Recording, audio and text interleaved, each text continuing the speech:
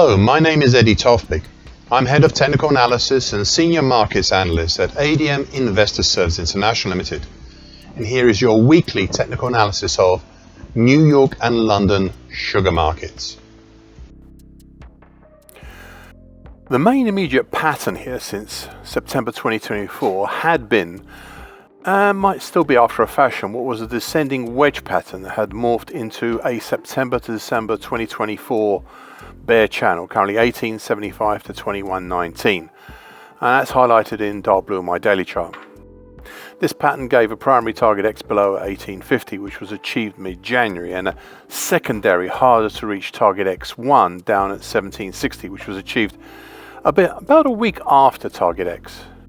Interestingly, prices only tripped down 0.3 ticks under 1760 before reverting back up, forming another new interesting pattern, which I will discuss shortly. Before that, in the case of not seeing the wood for the trees, I'd like to highlight a larger long-term pattern that really only came to my view when I did my annual long-term analysis of New York sugar at the start of 2025, and that was and is the November 2023 to September 2024 bearish Andrews pitchfork, highlighted in purple on my daily chart.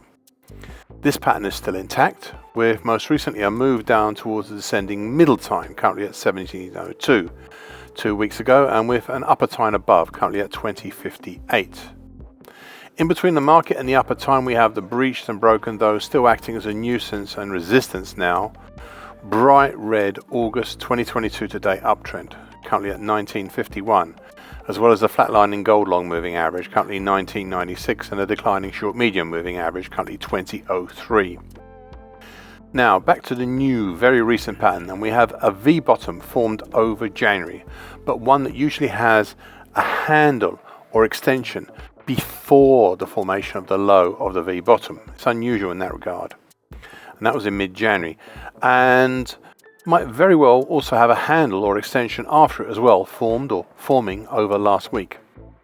This is a possible latent reverse head and shoulders pattern, but one that is not well defined, hence not worthy of the name of a reverse head and shoulders pattern. However, please keep an eye on the broken red uptrend, as it is capping rises right now, and today's action may turn out to be a daily key reversal down as well, so caution. Thus, looking below, we have the 50% Fibonacci line of the April 20 to November 23 move at 1859, as well as the 21st century 50% absolute Fibonacci line at 1809, followed by the lows of January and August last year, just under 1760 again. ICE Europe white sugar in London. There are 5 features to bear in mind here. The first is the obvious late September to date descending expanding wedge pattern, currently 449.60 to 551.40, highlighted in purple on my daily chart. This pattern is still good and has had more than the requisite five touches. The second issue is the January 2024 to date downtrend, currently at 565.20, highlighted in bright red on my daily chart, which has effectively capped any rises since its start. The third is the April to June 2021 head and shoulders neckline, below the market, and that's currently at 486.60 and highlighted in dark blue on my daily chart. This has been breached, but seemingly still has some resilience, and the mid-January rise, well, that has been one of the influences that turned prices higher. Fourth factor, we have the immediate bearish pressure of the slowly declining green short medium moving average, and that's currently at 521.60. This is capping prices this week and last week, and should not be underestimated.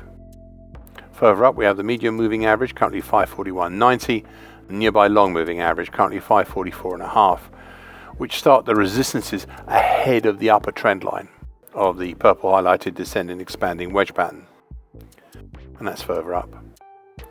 The fifth and finally, is the most important market pattern here. The mid-December 2024 to date V bottom, that unusually has an extension before the formation of the V bottom itself in mid to late January. That's when the V bottom was formed. This pattern is right now having some issues about rising higher, so caution in case it turns back down, as between 509.50 we're near that far away from it. 509.50 to the April 2017 high at 490.10. We have seemingly little in support right now. Overall, the two features to watch out for are the purple descending wedge pattern plus the dark blue head and shoulders neckline below and the bright red downtrend above. Sugar white premium spread. Now 40 weeks ago the market made a huge combined weekly key reversal down and bearish engulfing pattern. I suspect this was in large part due to London sugar month changeovers, but it nevertheless was a seminal moment and set in motion a lower market, though prices took their own sweet time in getting down there. I spoke 20 weeks ago about the supports to look out for below, notably, and I quote, the lows of the first week of February 2023 at 83 even, the mid-February low at 83 3/4 and the early February low at 81 3/4, end of quote. I continued further, it's an important piece I dealt with, and I quote, the only other feature to consider is a new one I've drawn on my weekly chart which is not as yet established but which deserves consideration.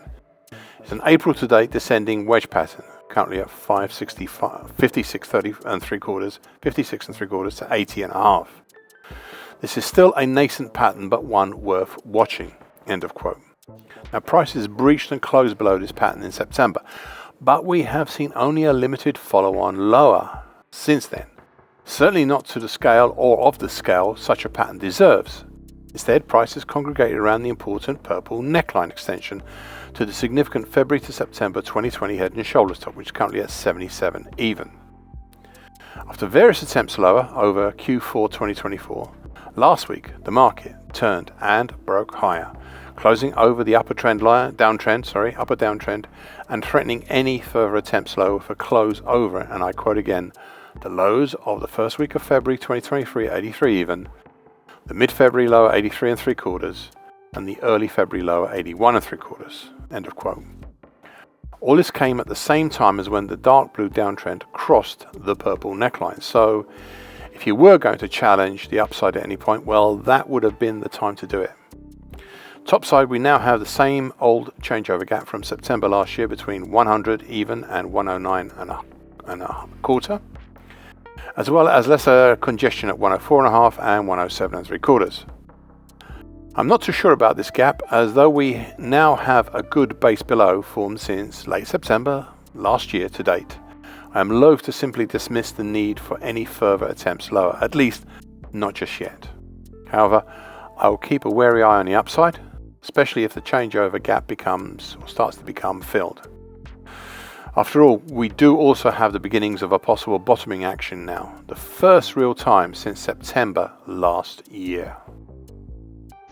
Thank you for listening and watching this broadcast. This weekly broadcast gives the essential market patterns and consequences. Please be aware of the risk disclaimer posted both at the front and at the back of this broadcast.